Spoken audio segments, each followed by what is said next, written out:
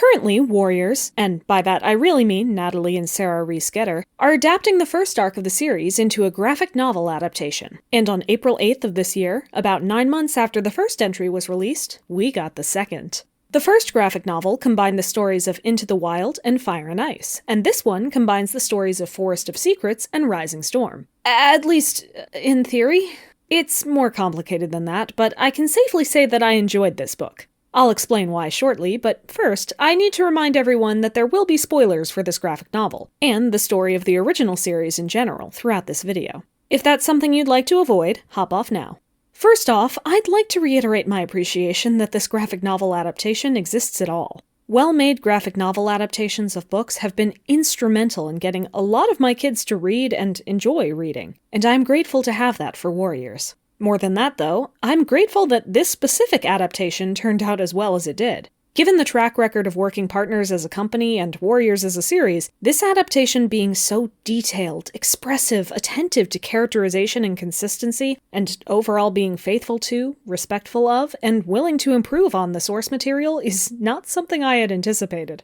I know this excitement is something a lot of Warriors fans shared when the first entry came out, but in the months since, I've seen a lot more negative opinions pop up around these graphic novels, and those negative opinions have sometimes even been exaggerated to sweeping stances on the graphic novels as a whole that I really heavily disagree with. I'll be addressing some of those opinions directly over the course of this video, though I will, of course, not be naming any specific people who I've seen voice these opinions. But I'd like to start by making it clear how much genuine effort and passion is evident in this project. At the end of this graphic novel, as was done in the first book as well, Natalie and Sarah added a section discussing and showing off their sketches and thoughts behind different character designs. Even in these black and white images that aren't tied to any particular scenes in the book, it is easy to tell each character apart by their shapes, markings, and expressions, and it is very clear what sorts of characters they are writing for. Outside of the published works, character designs, profiles, and backgrounds have been shared on the Warriors website as well, to introduce us to the cast and show us how much work was going into this project. Each little kitty oozes with personality, from Cloudpaw's infinite floof and large, wide eyes, to Silverstream's chubby and still elegant and beautiful physique, to Longtail's lithe body and ear nick from his fight with Rusty. It is clear from each sketch and each word the creators share that they have learned and cared about the cats they are writing, and that sort of background allows them to use those characters in the story with intention, having them speak or make expressions or take actions that allow us as readers to learn who they are naturally. In many cases, I would argue the expressiveness and small moments in the background with certain characters make this cast of ThunderClan more distinct and memorable than the equivalent characters in the original series were. Even if you skipped over the extra content at the end of the book and on the website, you would still benefit greatly from the artistry in these graphic novels, as you should. The colors are vibrant and make the world feel alive. Each character's palette feels cohesive and fits well into the backgrounds of the world they occupy. Lighting is changed across different pages to set the mood for particular scenes or evoke a specific time of day. I was particularly impressed by the colors and compositions used during the fire on ThunderClan territory. All of the colors were warmer, with only Fireheart's green eyes sticking out against the yellows, reds, and browns in many panels. And even the shapes of the panels on each page were jagged to evoke the burning of wood as the fire spreads into the background of the pages. All of these choices were clearly made with intention and help to convey the emotion of the stories these books are telling. In design, composition, lighting, these pages are all beautiful, and I wouldn't have them any other way. This isn't even to mention the expressiveness of the characters. Whether it's Silverstream beaming as her father agrees to her wishes, or a silent glance of worry and anger passing between Fireheart and Graystripe, or a tiny Ashkit preparing to pounce on Fernkit's tail in the background of a scene, these cats use every single instant they're on the page to show you who they are, how they feel, and why. This is the sort of intentional writing choices and character consistency that I absolutely adore, and it is, frankly, what is missing from a lot of the rest of Warriors. This ThunderClan, and all the clans, are dense, vibrant worlds full of characters you can come to love from even a casual read of the story, and there is so much more to look at and learn about if you pay attention to the details of the background. The one thing I've heard against it is that some people aren't particular fans of the art style of the cats themselves. Some of their faces are wider or taller or rounder than the traditional aesthetic cartoon cat, and when looking at them from the front, there isn't much of an indication of their muzzle, which comes across as uncanny to some people. I definitely understand if this style isn't your cup of tea, and it's not what I would personally draw either, but I can't fault it in the end because this is also an art style with distinctive character designs where all the cats are recognizable as themselves and that allows for dynamic poses and expressions that show off the emotions of these little kitties with human brains. I much prefer this to the art style for the Warriors covers, which push for realism, using abundant lighting, dulled pelt colors, and neutral expressions that end up making it hard to tell who they are even portraying, let alone what they feel or what their role in the book is. And if you're someone who enjoys cartoony cats but don't personally like this style, hold off a while, because there's an announcement that might excite you. Even in that case, though, the main job of this art is to tell the story and show off the characters, and it is doing that spectacularly. I couldn't ask for more. That said, it is time we turn to the story this art is being used to tell. This book claims to adapt Forest of Secrets and Rising Storm, in the way that the first book adapted Into the Wild and Fire and Ice. The first book, however, as many people noted, was mainly Into the Wild, with a splash of Fire and Ice's important beats. Certain storylines or beats that were important in the original story were cut out of the adaptation. This new book is in much the same boat. The vast majority of its runtime is spent adapting Forest of Secrets, and the last third, roughly, speeds through the most important beats in Rising Storm. I'll do a summary with slightly more detail than last time, so you can get a fuller picture of what is included in the book. The story begins with the prologue from Forest of Secrets, with Oakhart bringing Mistykit and Stonekit to Greypool, and her realizing they're from another clan. From there, we get a Greencough Boughton ThunderClan, which requires Fireheart to go get catnip from the Two Lake Place, where he runs into some violent rogues and briefly sees Princess. Bluestar loses a life, and we learn she only has one left, which is a secret from other cats. Cinderpaw is then injured on a mission meant for Bluestar, and Greystripe is still meeting Silverstream regularly. Fireheart becomes interested in learning how Oakhart died, since Ravenpaw's story didn't account for him, and Greystripe gets Silverstream to set him up in a conversation with Mistyfoot and Greypool to learn that Oakhart's death was an accident caused by a rockfall. Greypool also confesses to Fireheart that Mistyfoot and Stonefur were kits from ThunderClan. Fireheart also fails to convince either Silverstream or Greystripe to stop seeing each other. Yellowfang lets Fireheart know that Cinderpaw's leg isn't ever going to fully recover, but she is showing a remarkable talent for memorizing herbs and helping out around the den during her time in the medicine den.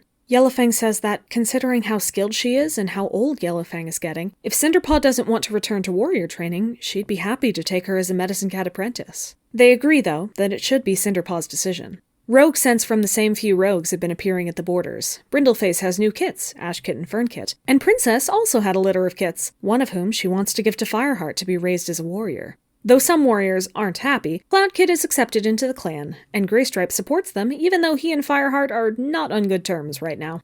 Fireheart gets to go on a patrol with Bluestar alone and tells her what he's learned about Tigerclaw, Redtail, and Oakhart. She seems amenable to listening, until he brings up Mistyfoot and Stonefur being from ThunderClan, which causes her to blow up at him as she asks him to never bring it up again. Fireheart and Runningwind have been essentially training Brackenpaw since Greystripe is gone so often. Preybones with ShadowClan scent on them are found, and Tigerclaw rapidly gathers a patrol to attack ShadowClan immediately, leaving Fireheart behind at camp. It turns out the scent was from Brokenstar and his band of rogues, as Yellowfang discovers, so Fireheart, as the only warrior left in camp, rallies his clanmates together as Brokenstar attacks. Greystripe returns with Bluestar's patrol, kills Clawface, and helps to drive out the rogues. Only Brokenstar is left behind, blinded, in Yellowfang's den. Yellowfang isn't willing to kill him because he's her son, which is forbidden for medicine cats. Bluestar, with Yellowfang's encouragement, decides not to kill Brokenstar, but to keep him prisoner and rename him Brokentail, which much of the clan is upset about.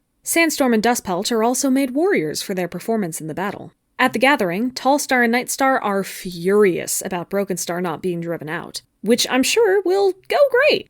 For a cute moment, though, Fireheart goes to see Cloudkit and Brindleface's other kits to play and talk with them while it rains. It's, in fact, raining so hard that the river starts to flood, and Fireheart and Greystripe end up having to save Mistyfoot's kits from the waters, earning them some trust. They also bring prey to RiverClan while their rivers remain poisoned by Two Lake trash. Oh, and, minor note, Silverstream and Greystripe are having kits. Fireheart reports all of this to Bluestar back at camp, who seems oddly concerned about the safety of Mistyfoot's kits. Fireheart finally puts the pieces together of who she resembles. Bluestar apologizes for her reaction to Fireheart's earlier accusation of Tiger Claw, and admits that she is Mistyfoot and Stonefor's mother, having given them up to their father, Oakheart, in the middle of Leafbear so that she could become deputy instead of the cruel, violent, thoughtless Thistleclaw. One of her kits died on the way to RiverClan, and she has watched her remaining two grow into strong warriors, but it was the most painful thing she ever did. Cinderpaw finally decides to become a medicine cat rather than a warrior, and immediately stops Cloudkit from chomping some yewberries, otherwise known as deathberries, as even one could kill him. WindClan and ShadowClan attack ThunderClan in anger at their protection of Broken-Tail, but ThunderClan is able to fend them off. Also, Tigerclaw seems oddly chummy with Broken-Tail. Fireheart gets mad at Greystripe for missing the battle, and Brackenpaw's training, and ThunderClan life in general, all for the sake of Silverstream.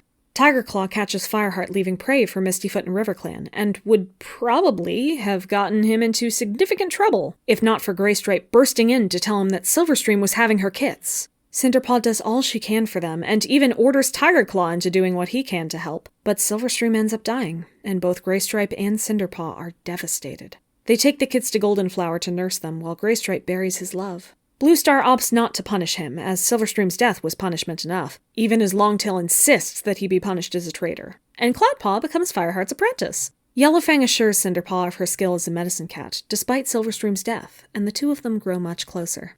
While Fireheart and Cloudpaw are out training, Cloudpaw smells Broken-Tail's rogues being led by Tigerclaw back to the camp, and the two of them return to see the attack Tigerclaw has staged.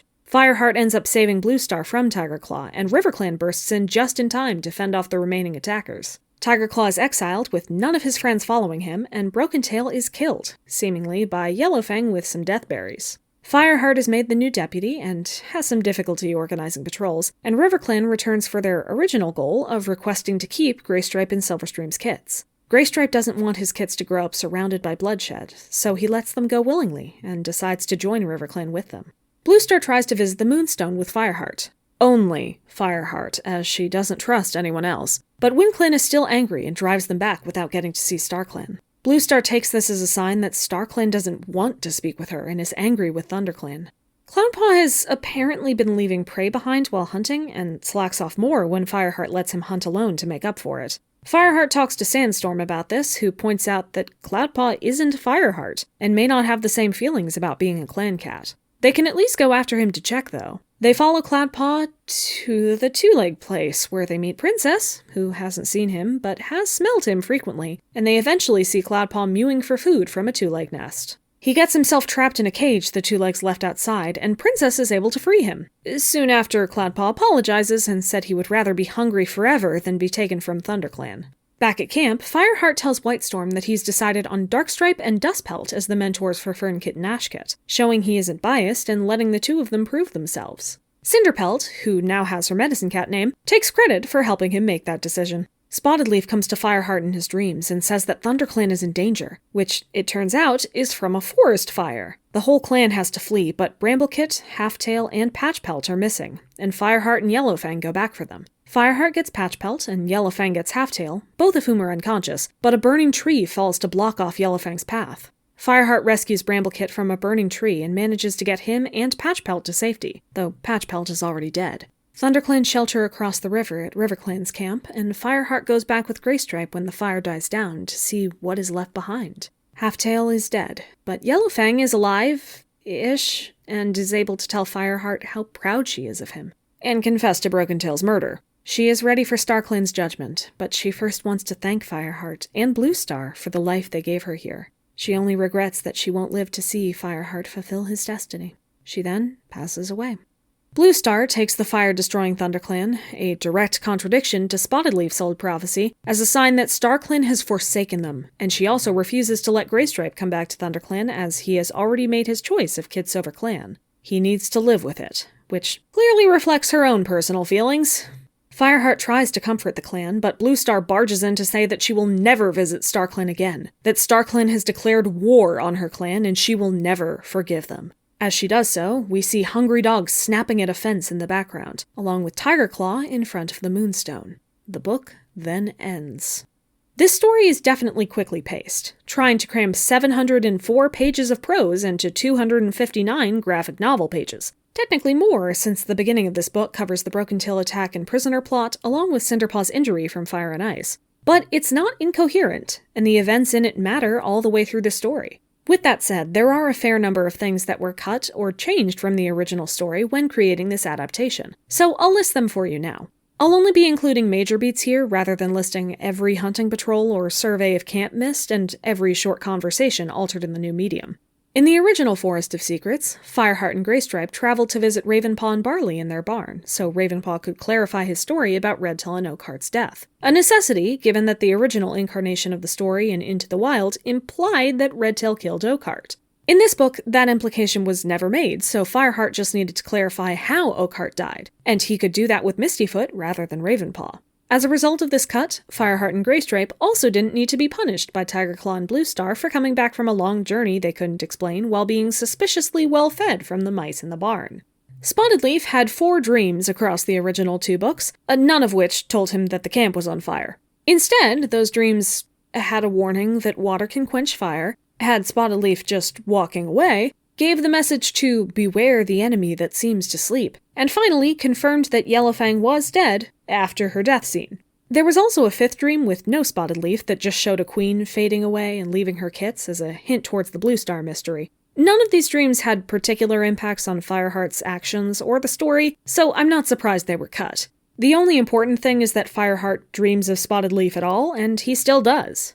Brightkit, Thornkit, and presumably Swiftkit were originally apprenticed during this time period, but that is not in this book and will almost certainly be in the next one instead. Them being made apprentices wasn't a big event anyway, so it could be done in a time skip. While he was a kit, Cloudkit was originally caught into a badger attack when he snuck out of camp. That doesn't happen here, but he gets up to plenty of mischief. There was originally a lot more foreshadowing and slowly building hints towards the facts that Tigerclaw was trying to kill Bluestar, and also Fireheart, and was planning several attempts, including recruiting Brokenstar's rogues to do it, as well as the big mystery answer that Bluestar is the mother of Mistyfoot and Stonefur. The graphic novel adaptation cut a lot of that since the quicker pacing didn't need as many slow clues, and, well, I would argue the original plot got a little too obvious at times, or circled back around to increasingly small details to help the mysteries drag on a little bit.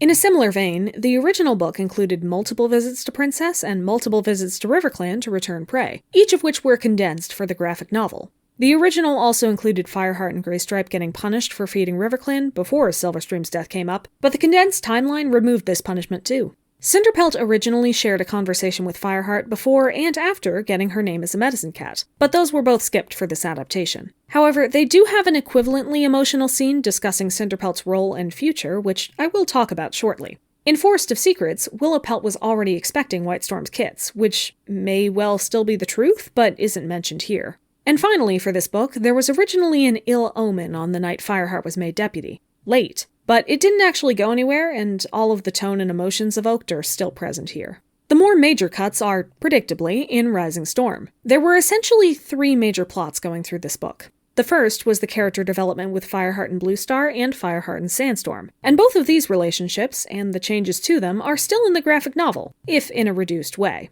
The second was Cloudpaw's fall into the temptation of kitty pet food, capture, and subsequent commitment to ThunderClan. This was included, but the capture and lesson learned are heavily condensed into a single scene with the trap that Princess saves Cloudpaw from, rather than Cloudpaw becoming a kitty pet for a month, being considered lost, and then being found by Ravenpaw, who brings Sandstorm and Fireheart to save him. The emotions and arc are still there, but in a reduced space. The third plot is the one that appears to be cut completely, so far at least. The prologue of Rising Storm covers how Nightstar and a lot of ShadowClan are very sick, and this results in a whole storyline about ShadowClan getting weaker, Littlecloud and Whitethroat seeking help from ThunderClan and Cinderpelt specifically, and Whitethroat eventually dying on the Thunderpath alongside Runningwind, leading to a battle with Tigerclaw, who is still hanging around. The foundation of this plot is based on Tigerclaw being out of ThunderClan and seeking to take over ShadowClan in that moment, which happened so late in the graphic novel that this plotline was essentially impossible to work in. But with the teaser of Tigerclaw at the Moonstone on the last page of the book, I don't know if they could fit any of the ShadowClan sickness plot into the last graphic novel. This is undoubtedly the most substantial cut from the original story, and I understand if it upsets you.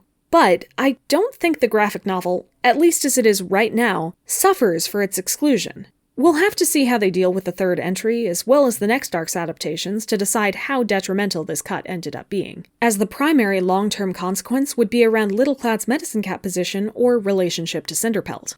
The fire sweeping ThunderClan territory in the end of Rising Storm is its most climactic moment, and is carried over with no cuts at all into the graphic novel. But it doesn't represent the main plot for most of the book, so I can't honestly say that Rising Storm, as a whole, is well represented in the graphic novel. Just to go over a few last minor things, Fireheart being scared of Bramblekit and Goldenflower confronting him about it was reduced to a single panel here, but I imagine it will be a much larger part of the next book, as it would fit better there. Cinderpelt and Fireheart originally discussed Ashkit and Fernkit's potential mentors on the page. It was moved here to be a past conversation that Fireheart recounts with Whitestorm, but Cinderpelt does dodge in to say it was her idea, which is cute.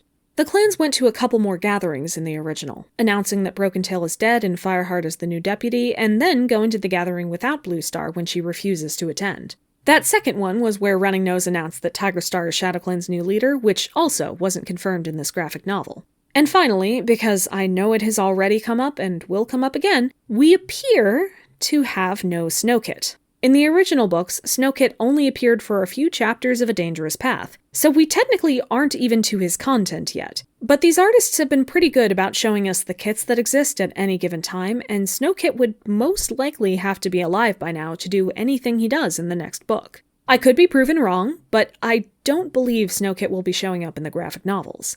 And you know what? I'm glad.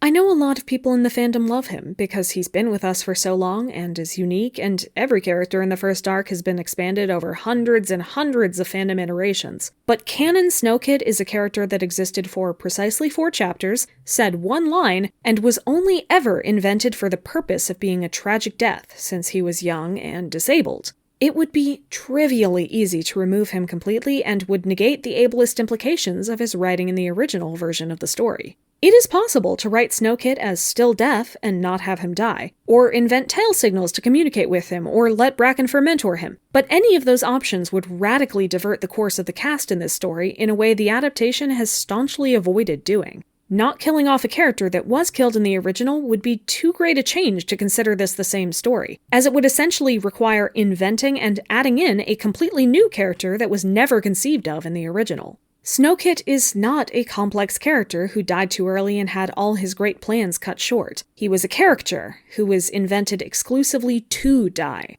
So, faced with the options of either playing out his story as it was, or removing him, I would genuinely be happy if they went with removing Snowkit.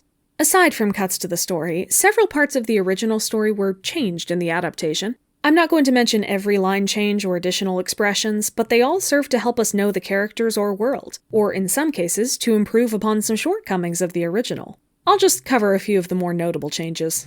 First of all, I mentioned earlier that Ravenpaw's story being more clear-cut negated the need for a journey to clarify it. Well, this also means that when Fireheart went to Bluestar with his accusation of Tigerclaw, he did have the full story already, including the fact that Oakheart died by accident. In the original Forest of Secrets, while it was definitely the mention of Mistyfoot and Stonefur that set Bluestar off, a large part of her justification for not believing him was that Redtail wouldn't have killed another warrior, Oakheart. Here, she is pretty receptive to the accusation, heavy as it is, until her kits come up, and this is something she apologizes for later. It's close enough to the final reveal that this serves as one last clue to point out how connected Bluestar is to this mystery. In the original story, very few cats in the clan had confirmed family members, if they weren't being born during the story. And this is something Warriors as a series has attempted to correct over the years with a limited success.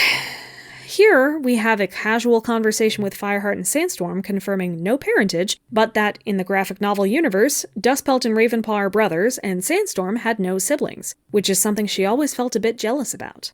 The biggest improvement, I would argue, is around Cinderpelt's move to being a medicine cat. The original story very specifically framed it like her being injured cut off the possibility of her being a warrior. But it turned out she was good at medicine cat duties as well, so Yellowfang asked Bluestar to make her a medicine cat. Here, it is clear that her leg will never be like it was before, but she is still welcome to become a warrior, and both Fireheart and Yellowfang would enjoy seeing her continue as their apprentices. Cinderpelt herself is given the choice of what she wants to do with her life, and she gets a beautiful speech about how she always wanted to be like Bluestar when she grew up. But she sees that Yellowfang is protecting the clan too, and she thinks she can make a real difference as a medicine cat. This is what she wants and chooses for herself, so it is what she gets. Gosh, I love it so much. Fireheart also comes off a little better here. In the original, he went off on so many solo missions, or missions with Graystripe, kept so many secrets, and got so many punishments from Bluestar and Tigerclaw that it definitely felt odd to appoint him as deputy, an oddity explained by Bluestar's current mental state, and him being the only one she could trust. Here, though, in addition to some of the more minor missions and punishments being removed, the book makes sure to emphasize Fireheart's connection with his clan and his qualities as a leader when he's left as the only warrior in camp against an attack. It makes it feel like an important and natural step on his personal journey, rather than just the plot of the book.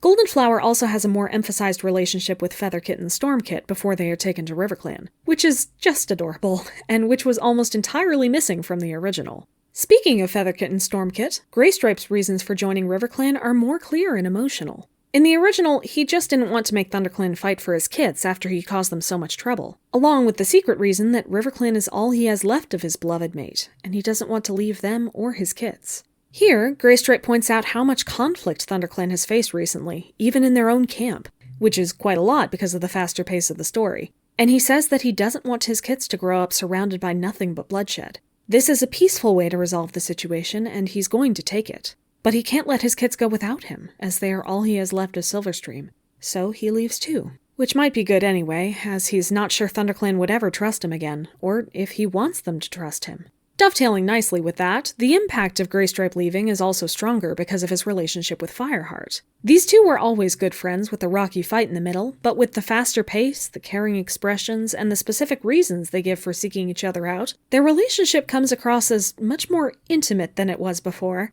They actually blush at each other multiple times, and Fireheart cries when he sees Graystripe has to go. Graystripe leaves silhouetted by the sunset as he says that Fireheart is the best friend anyone could have. But the one thing Graystripe can't do for him is stay. It's really powerful, and just a little bit gay. Just a little, as a treat.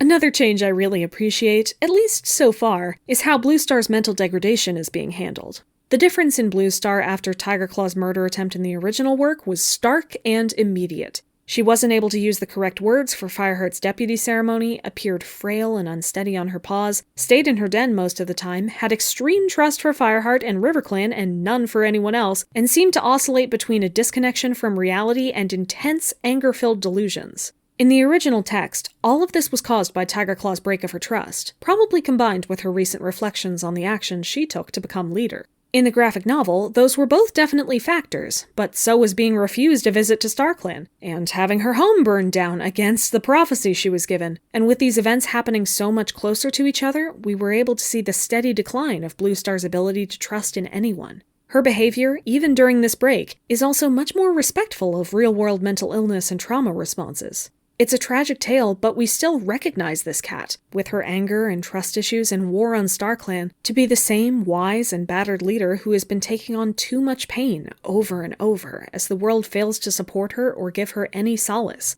And that makes it all the more powerful as we're not able to disconnect the leader we love from the cat she is now.